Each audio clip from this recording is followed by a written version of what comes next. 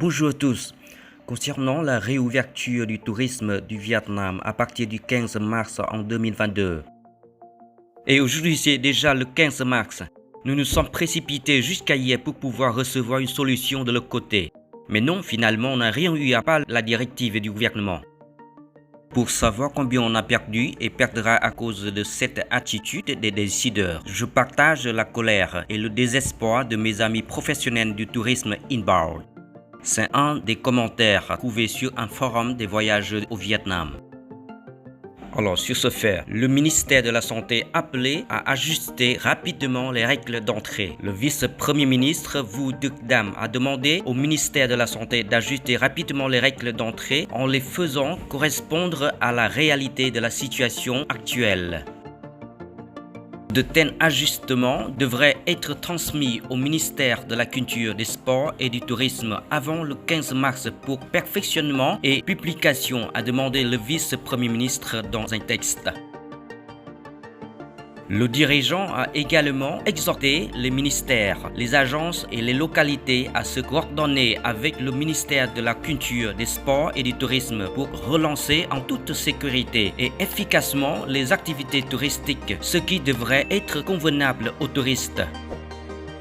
En vertu de la résolution numéro 25 NQCP du 7 mars 2022, le gouvernement a chargé le ministère de la Santé d'examiner les niveaux de risque d'épidémie et les réglementations concernant le cas de Covid-19 et ceux qui sont en contact étroit avec eux pour des ajustements en temps opportun.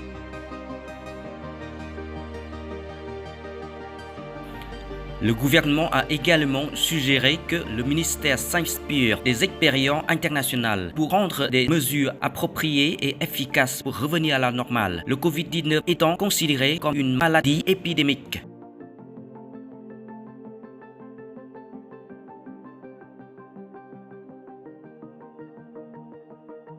Autre nouvelle publiée aussi le 14 mars, le comité permanent de l'Assemblée nationale propose de publier le nouveau plan directeur de contrôle du Covid-19.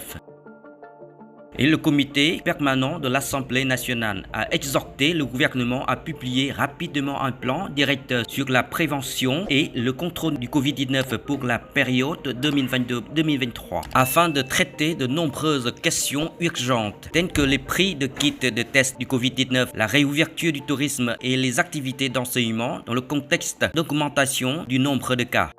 Cette proposition a été donnée par les membres du comité après avoir écouté un rapport résumant les opinions et recommandations des électeurs et du peuple, dont celles liées aux mesures de prévention et de contrôle du Covid-19 dans le temps à venir, lors d'une réunion tenue 14 mars.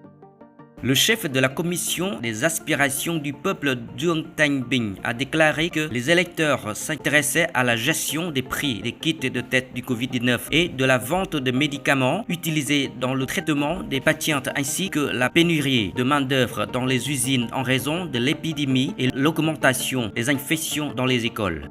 Les électeurs et le peuple s'inquiètent également des impacts de la hausse des prix des carburants sur la production et les activités quotidiennes, du grave accident fluvial à Quang Nam et de la cybercriminalité, a-t-il déclaré.